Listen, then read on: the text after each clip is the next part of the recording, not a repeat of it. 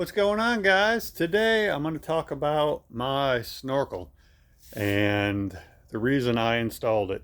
I get asked all the time from people that don't do off-roading and are just clueless. They're like, "Why did you put a snorkel on a Subaru? Do you actually go into water over your hood?"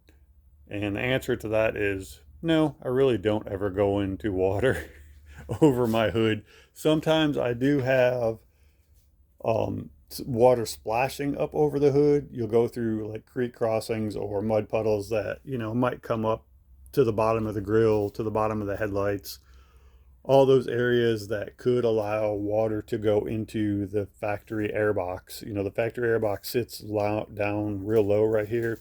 So technically any water that gets in through the grill could get into the factory airbox and go around and work its way into the air filter and mess up the sensors in there and eventually work their way into the motor and lock it up. So nobody technically makes a snorkel for a Subaru. So this snorkel is actually for a Mitsubishi Pajero. I had to do a little modifications to make it work. I had to heat up this little area here and bend it so the angle was the same as the windshield. I did have to do a little modifications inside of the fender well here because where this goes into the fender well, it did not line up with the airbox coming out of or going into the fender well this way. So I had to put some flexi pipe inside of there to get it to merge up with the airbox.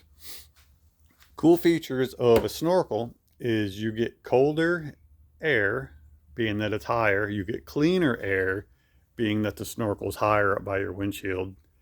And it actually will, I should say, you can actually turn it backwards so you can actually get less water in there. If you're out there driving on a super rainy day or super snowy day, you can turn it around backwards so that way you get less water or pretty much no water into the snorkel.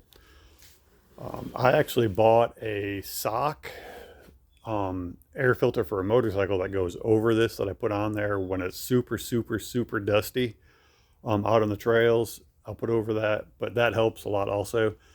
But I did notice by adding the snorkel, my intake temperature is usually a lot cooler in the summer months because this stays cooler out here versus all the factory airbox stuff that stays under the hood, which heats up as the motor heats up. But anyway, I hope that answers some questions for you on why I put the snorkel on my Forester. And if you have any questions about installing one on yours, let me know. You guys have a great day.